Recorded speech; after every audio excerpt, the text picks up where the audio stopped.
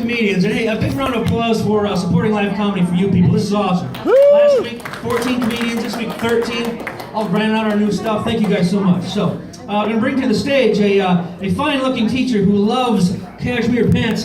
Please welcome Nick Randall. Thank you, sir.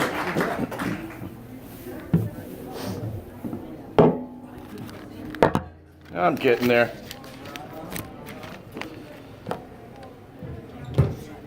Oh, yes, I am a public school teacher, thank you. No, we don't need, I get enough thanks every day. Was driving here, I don't know if anyone drove past the Planned Parenthood.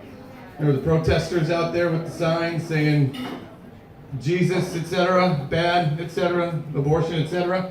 That reminded me of a day at work when I was walking to my first hour class and all the kids are looking out the window and they have their phones out and they're clicking. You might have saw this on the news, but there were some out-of-state protesters that had signs that were like, oh, you know, you're all going to hell, everybody's a whore, the way you dress makes you an awful human being. So I went out there, and by the way, these people know two things. They know the Bible and they know the laws because they knew exactly where they could and could not go, what they could and could not say, and what they could and could not do.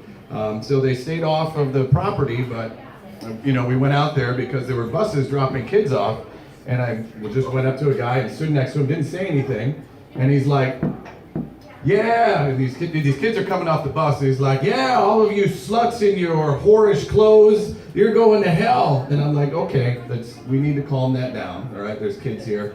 He's like, well, I hope you enjoy your time in hell with your faggoty pants. I wasn't wearing these pants, but I was wearing similar pants, okay?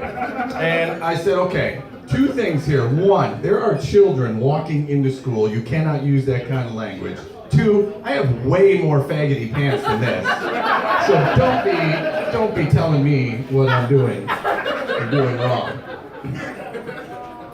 Another thing with schools, if we're walking in the hallway and we see like paper on the ground, you know, we pick it up to clean it, you know, keep our school clean. But they also tell us to, you know, pick it up and see if it's like something important, or maybe it might be a note from a student, because they had a student who dropped a piece of paper and it was like a suicide thing with her and her friend. They had the actual suicide pact. This is a true story. And they like were able to stop it. So I was walking through the other day and I found a piece of paper on the ground, so I'm like, well, I'm gonna follow the rules and pick it up. And it's one of those things that has a yes or no checkbox at the bottom, like, will you go to prom with me or something? But all it says is, you gay, bro? And the yes is checked.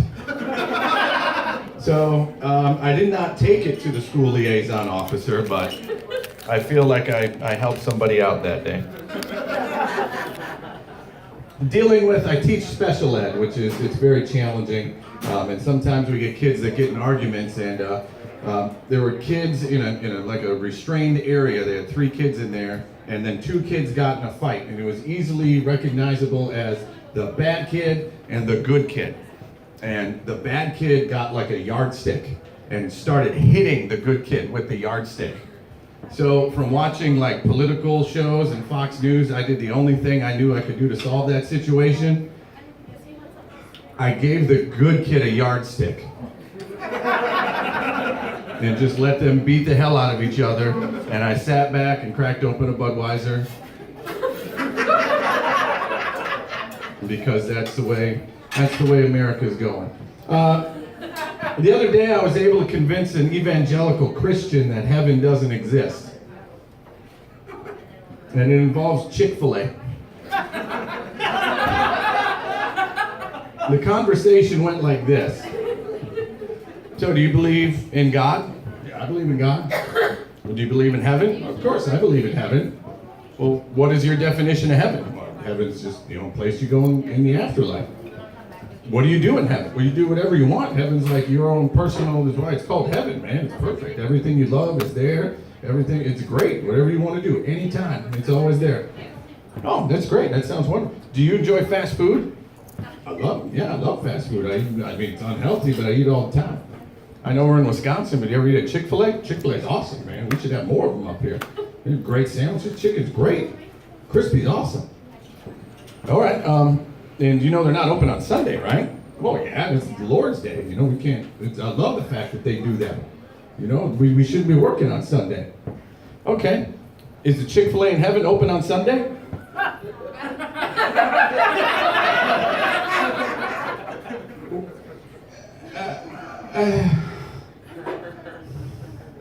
Fuck you, man. Don't mess with me like that. I know where you're going with this. What a time to be alive, right? 2000. My great-grandmother used to say that. She was born in 1897. And, I mean, she's dead now. But she was born in 1897. When I was a kid, she used to say that all the time. We had like the Texas Instruments computer, and we played like cliffhanger games and stuff. She'd be like, man, what a time to be alive. And I say that now, not because of the technology stuff, but it's a great time to be alive because you can go on any social media platform that you want to right now, and you can post anything you want. Absolutely anything. It does not have to be in any way remotely true. If you get one person to believe that and spread that story, you're gonna have a great fucking time that night.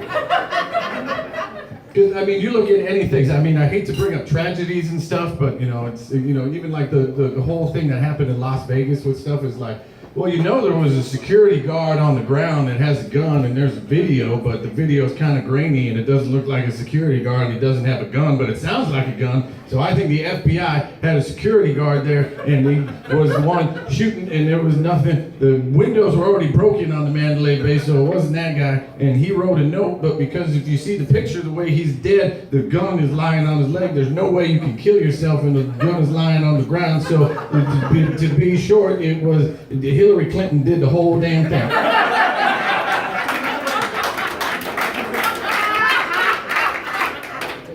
And the best thing about that is, people will just be like, copy, paste, click, boom, send, wow, look at that. Was it true? It doesn't matter. Click, this guy said it. And the odd thing about it is, with the internet and everything, this is the best time in the history of the world to be able to research and fact check things. And people don't take the time to do it. They just believe the first thing that they see. And that bothers the hell out of me. What else do we got here? I'm not saying it's a bad time as far as like politics and stuff go. I don't care either way, left, right. But I do know all of my Congress people's names. That's a thinking joke right there. I'll let that one sink in a little bit because never have I had to write my congressperson about absolutely anything, and now it's like, oh yeah, Tim? Yeah, by the way, I know this is my third email this week, but did you see what he said today? That's not good. I'm going to end on this one. Not too long ago, there was a couple in Kansas that got married, and the very next day, they were in a car crash and they died. So they weren't even married 24 hours. And people are like, man, I feel bad for them. And I'm like, I don't feel bad for them.